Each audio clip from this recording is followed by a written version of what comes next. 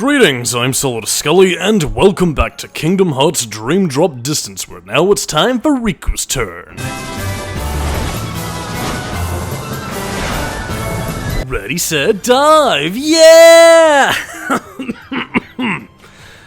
Oh god, man, my energy's fucking sapped. God, I can't keep doing all of these ready, set, dives anymore. Oh, crikey, thank god we're near the end of the game. I mean, it's not even just specifically like sorry. Let me get my thoughts and my energy back. It's not even specifically the dive segments, it's just that, I've recorded like 3 parts in one today, and my energy levels are coming... Oh man, they're fucking descending rapidly. Much like Riku is down this veritable rabbit hole of artistic-inspired Disney films. Well, I mean, I say inspired, but, well, it was inspired by something, but let's just say that the main beat in which we're going to be tackling here, The Sorcerer's Apprentice, well, it isn't quite as original as you might think. As I suppose would be the case for a lot of Disney properties now that I think about it, given they pretty much made bank on old fairy tales, so how creative can you be if you're drawing from, well, what at the time would have been barely 100 years worth of history, so, curious. Oh well, in any case, we get a gold here. For the first time in a while, so... yeah, that's fun, I suppose.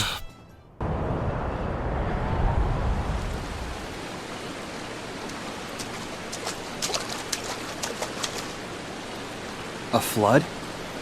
Strange. It's coming from upstairs.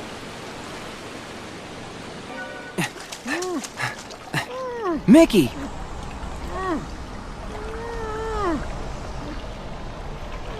It's this musical score. It has him trapped. You won't be able to defeat that darkness with brute force. I'm Mickey, the Sorcerer's Apprentice. Who are you? Riku! If brute force won't work, tell me what will. Do you really mean you're gonna try and help me? Yes. Gosh, Riku. Something tells me you and I are gonna be good friends, and we'll help each other out a lot someday.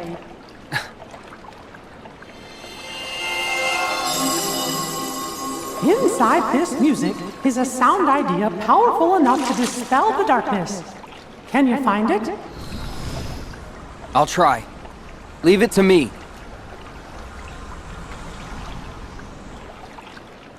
So anyway, I neglected to talk well, I think I did bring it up in passing, but I neglected to talk about, well, what, you know, what this Fantasia is mainly remembered for. Yes, primarily remembered for The Sorcerer's Apprentice. Basically the animated segment with Mickey as, well, we're going to be seeing here, really. We saw a bit of it in Sora scenario where, again, you know, Yensid left his magical hat, he's gone off to do some stuff, and Mickey basically being a little bit of a scallion rascal, you know, as he was characterized back in the day. Yeah, him being a bit of a lazy sod decides to use the brooms to do all the work for him. Amazingly, he'd eventually get them to work in Disney Castle doing this exact sort of work, so, guess he did master the spell eventually. But yeah, follows the general sorts of beats, because he doesn't want to, you know, shove pails of water outside the castle. He pretty much gets the brooms to do it for him, cuts them in half, and, you know, gets multiple brooms to do it, so...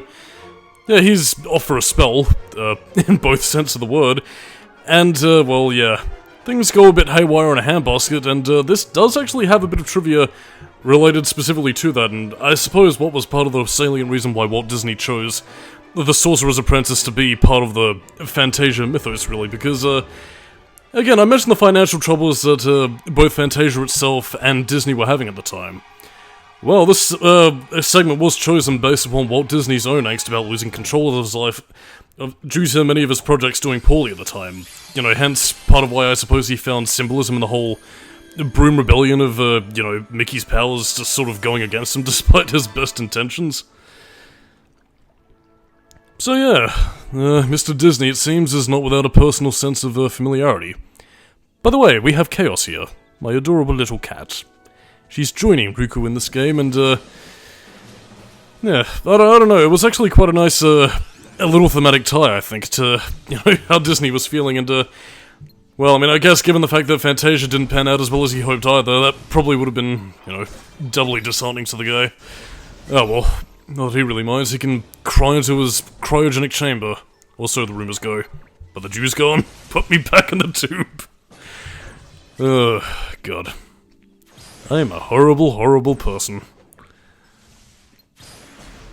But anyway, onto Riku's section. He does get a few different areas to explore in terms of some of the Fantasia settings. I believe where he is right now is,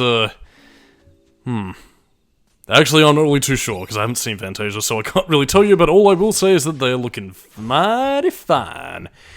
And as is typical with our flow motion, you know, use your rhythm game powers to, you know, do a little dance off, dun dun dun, whatever. You can progress, you can jump off trees to and fro, and you get to explore some pretty beautiful looking vistas. A lot of the lighting in these areas actually does really offset it. I guess maybe having the more nighttime atmosphere really does sort of help to differentiate it from Sora's perspective, but I don't know. It makes for a pretty great level to traverse through. By the way, that was Meteor. One of the more powerful abilities that we'll be getting to use, and man, it is quite tasty. But in any case, though... Yeah. I don't really have too much to say, really, because much in the same vein as Sora's primary mission, we're here also to get a sound idea, and indeed we will also be seeing yet another visit from Mr. Blankety Blank, so... You know, for those of you who enjoyed the demented ramblings of bored Ben Diskin, well, strap yourselves in, because Riku's going to be getting his own little taste of Mr. Diskin in his fine feathered form. But in any case, though, time for more Fantasia trivia before I completely lose the plot as I follow this musical track. Dun dun. Yeah, it's only really 4 beats you gotta worry about in terms of that sort of thing, so don't worry about going into a full-on rhythm game kind of thing, or worrying about, like, any different commands coming up. It's really just press the button to make thing go now, so don't worry. In any case, however, on to more Fantasia trivia that I might as well talk about as we're traversing through boring areas. Yeah, remember how I mentioned earlier that, you know, The Sorcerer's Apprentice isn't entirely original to Disney? Well, quite so, because The Sorcerer's Apprentice itself, you know, as a segment in Fantasia, was taken from an obscure 1797 German poem. Which, you know what, in a similar vein to how I did with Cinderella and Birthright Sleep, I might as well read to you. The Sorcerer's Apprentice, also known as... Jesus Christ, I hope I'm pronouncing this right. Du Zauberlehrling? Yeah, Der Zauberlehrling. It was a poem by Johann Wolfgang von Goethe, and, yeah. The poem begins as an old sorcerer departs his workshop, leaving his apprentice with chores to perform. Tired of fetching the water by pail, the apprentice enchants a broom to do the work for him, because he was a lazy little bastard who the old sorcerer needed to give a jolly good magical slap. Using the magic in which he is not fully trained, the floor is soon awash with water, and the apprentice realizes that he cannot stop the broom because he does not know the magic required to do so. It is also making me talk like this, so let's hurry up before I slip the apprentice some sausage, darling. The apprentice splits the broom in two with an axe, but each piece becomes the whole broom that takes up a pail and continues fetching water. Now, at twice the speed, twice the price, available now for $19.95. At this increased pace, the entire room quickly begins to flood. When all seems lost, the old sorcerer returns and quickly breaks the spell. The poem concludes with the old sorcerer's statement that only a master should invoke powerful spirits. So, yeah, that's pretty much the whole idea, is that, you know, when you're a youth and, you know, you're a little bit slack, you find doing chores kind of boring or whatever, don't try and find new innovative ways of doing it, and especially if you're utilizing techniques or machinery that you don't know how to operate, well, make sure you know what the fuck you're doing first and, you know, master the magic, as it were, or otherwise, well, just await further instruction. So yeah, I mean, the whole theme of that thing seems to be more to do with the impudence of youth. Oh, there's a German culture thing down here. Let's see. Oh, that's weird. It actually seems to have a political subtext according to what I'm reading here. It's like the spirits that I have summoned, I now cannot rid myself of again, used to describe someone who summons help or allies that the individual cannot control in relation to politics. I mean, I guess it makes sense. A lot of writers were politically educated, or they would have had to have been back in those days, but, it's, quite interesting, really. Yeah, but all the same, I suppose, yeah, pretty nice little poem there. There we go. Doric Break. Really love the look of this forest, by the way. It's, god damn it. It's probably just the red coloration and the sort of like... I want to say the sort of Constantine-esque lighting for anyone who's ever seen that movie when they go into the hell segments, but it's not quite as grim as that, but it does have a very similar lighting schema, and I don't know, the glowing bloom of that, you know, the background lighting is just, you know, it's quite beautiful, actually. Makes for a very pleasant scene to look at, despite its very arid-looking backdrop.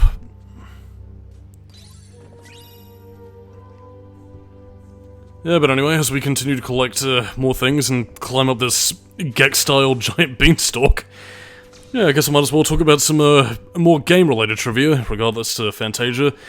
Yeah, the story was initially going to further the duality element between Sora and Riku's dream realms, like, similar to what I mentioned back in the Grid, where, you know, Sora's meant to visit space paranoids, Riku the Grid. Yeah, in this case, Sora was going to take on Fantasia, I guess as we saw it in the original... you know, level that we traversed through, and Riku, on the other hand, was going to handle Fantasia 2000, which was a sequel that, fittingly enough, was also very unsuccessful, for very different reasons, I believe, because, well, you know, from what I seem to remember reading about it, I think Fantasia 2000 had a lot more, like, contemporary celebrity inclusions in them. Like, I think Steve Martin might have been in it at one point, but... yeah, that's neither here nor there in this case. Either way, if duality element was dropped and no Fantasia 2000 for people who want to see it. I am quite curious if there are any actual dummied out assets from Fantasia 2000 in the game. You know, kind of similar to how there was a Treasure Planet level potentially included in Dream Drop Distance, but who knows really. Anyway, as we continue to listen to classical music, only too much else to say at that stage. I mean, again, I know even less about Fantasia 2000 than I do about the original, so... yeah, its inclusion or exclusion is completely lost on me, so... acqueeshed. In any case, onwards to our final area where we'll finally encounter a found idea. And what is a sound idea to the Mickey of Mouse? I don't know, buying up comic book companies... convincing George Lucas to sell Star Wars. I don't know, cornering Tetsuya Nomura in an elevator to have a crossover game of Final Fantasy. I don't know. Yeah, I got nothing really. I'm just making up dumb shit. Because I'm at the end of my rope and a wee bit sleepy. Because I have been doing this for quite some time and it is getting fairly late, but you know, that's always the best time to record Dream Drop Distance, when you know, it's in the dead of night, and, well, fitting at the time I'm recording this, because it's actually still the middle of winter at the moment, it's, kind of cold out. God knows how Riku must be feeling, like, wearing just, what's basically a zip-up singlet and a bloody, you know, jeans that are now wet in ice-cold, ice waters and snow. After all, he's an island boy. Hypothermia would indeed be a bishop. Dun dun dun, whoopee, yeah, woohoo. Gimmicks. To kind of talk about this little ice area in and of itself, though, there is actually a fair bit to do and explore, both in terms of utilizing flow motion and, you know, returning a gimmick from Birth by Sleep. Well, a gimmick from Birth by Sleep, but one that actually, bizarrely enough, returns in Kingdom Hearts 3. I'm not going to spoil which level it comes in, although if you are familiar with one of the most popular Disney films of, fuck, what was it, like 2013, 2012? Yeah, then you'll know full well where that snowball mechanic makes its return. Whimsical snow. Shall I expunge my last bit of trivia that I have for this hallowed of all playthroughs? Yeah, might as well. Yeah, because in the earlier segment where we see Mickey as the titular Sorcerer's Apprentice, yeah, at one point Donald was actually considered to be in the starring role as opposed to Mickey, because he was... yeah, believe it or not, Donald actually outranks Disney's iconic mascot at that point in time. But the part of the reason why Mickey was chosen to be the Sorcerer's Apprentice as opposed to Donald in this case was, well, to give him a popularity boost as one of Disney's mascots, so... yeah. I mean, I do believe Donald was actually a fairly popular Disney mascot from... I think at least from like the 40s and 50s, so, you know, he had a fairly long run as one of Disney's big stars, and I mean, it does still clearly show, since I think Donald is still getting a fair, you know, amount of love, at least as one of the legacy characters. Well, I mean, then again, I think it's also quite fitting, given that Donald was also intended to, you know, at a very early point in the conceptual stages, was intended to be one of the stars of Kingdom Hearts, actually, so, yeah. I mean, I guess in more recent years, Donald is basically considered the expendable second hand, which, you know, for better or for worse, take your leave, really. I don't know.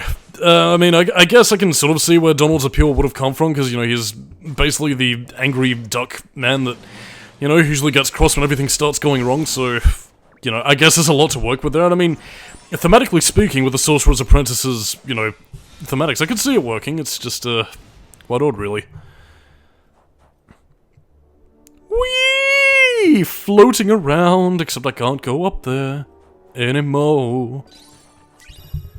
Ice cream cone in the snow. But how would you tell the difference? Unless, of course, you're having a snow cone. Or, I don't know, it might be the stuff. If you find some pulsating shit on the floor going, I don't eat snow, but I will eat some pulsating shit off the ground. Yeah, there's a horror movie you can watch this Halloween season when it finally gets around to that point. The Stuff. It's an 80s movie about a killer dessert. And it also has the immortal line that, everybody's gotta eat shaving cream once in a while.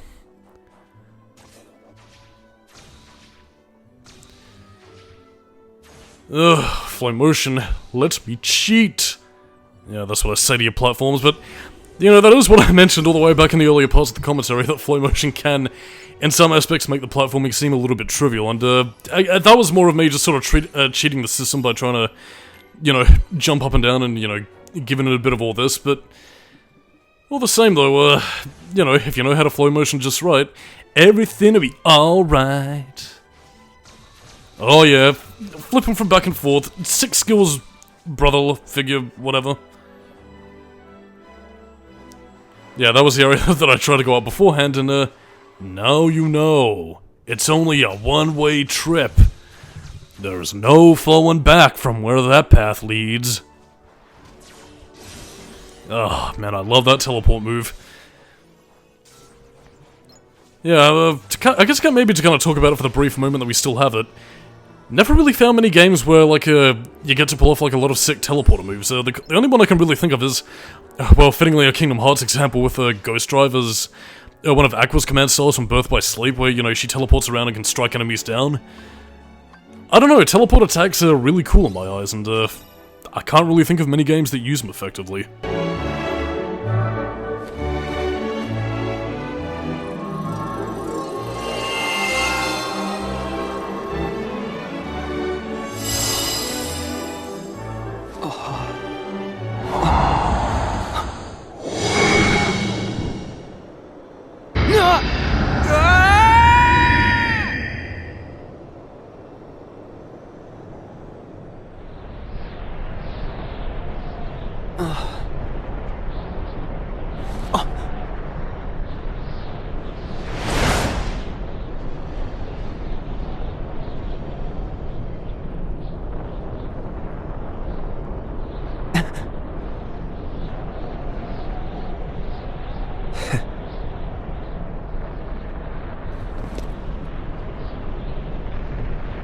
You waiting for me? Yes. The boy chosen by the Keyblade. Riku. What? It was yours first, wasn't it? But you succumbed to the darkness you could not control. And your prize, the Keyblade, passed on to Sora instead. Your mistakes always end up being other people's problems. Maybe so.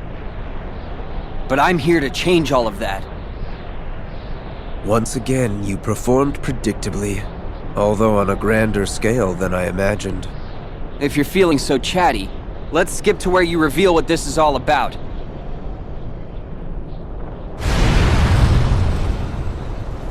I don't know how you did it, but you really have found a way to trap darkness inside your heart.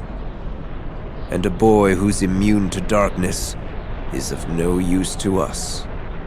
Well, there's some good news. Your abyss awaits.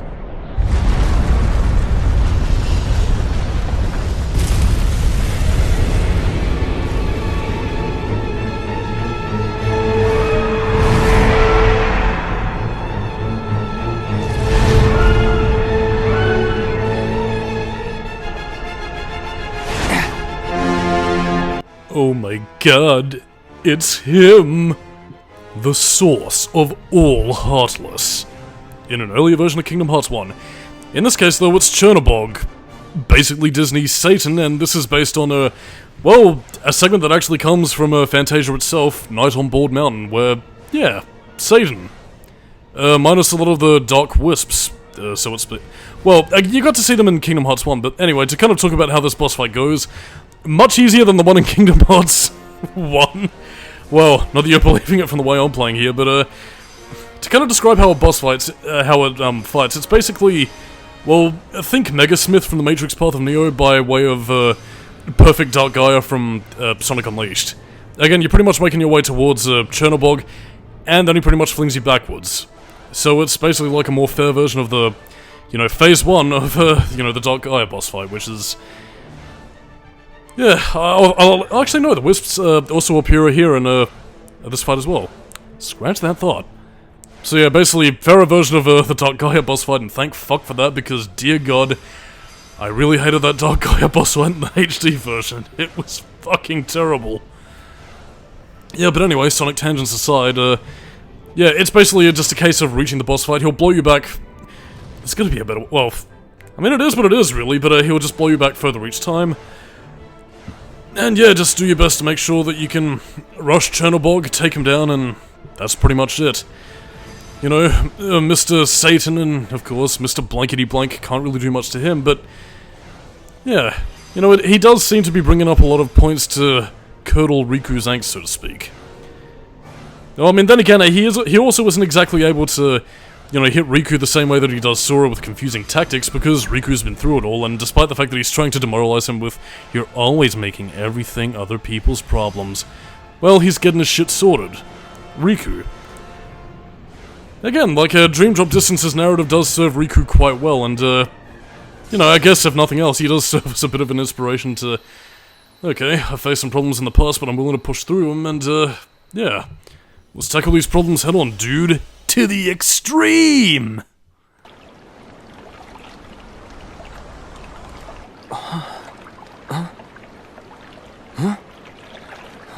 Thank you, Riku.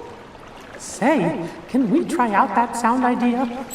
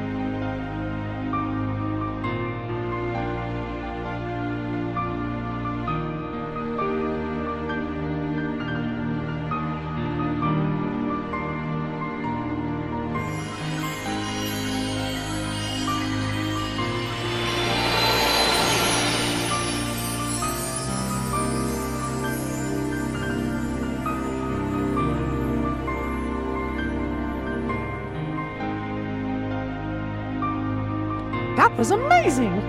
What happened? Sora. Sora? Funny. Just hearing that name kinda makes me want to smile. Yeah, that's how he is. What do you know? Riku and Sora. The sound ideas you two set free joined together. And when they did, they made a great and powerful harmony. Sora can find the brightest part of anything and pull off miracles like there's nothing to it. It's pretty hard not to smile around him. Wow!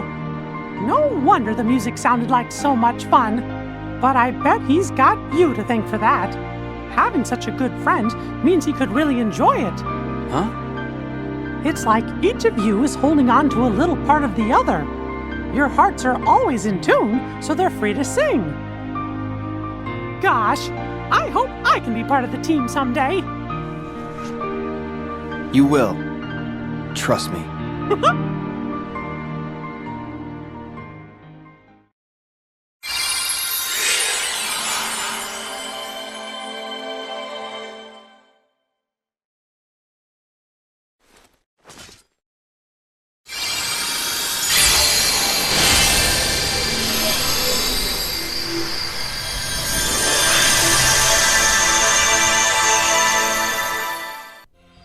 And thus, we have finally completed a penultimate world, and now we move right on to the world that never was, our final destination, where things are really going to start to get heavy. But before we decide to go to the world that never was, well, yeah, we've got a cleanup video to do. It's not going to be quite as big as in some other Kingdom Hearts games, but it's really just to show off the first encounter with Lord Kiru, and, well, fighting off against the secret boss, more details of which I'll get into at a later date. In the meantime, however, yeah, that's pretty much all she wrote, so, I'm tired. And after these lengthy commentaries, I think it's about time I got some sleep, so, I'm Solidus-Skully. Catch you next time.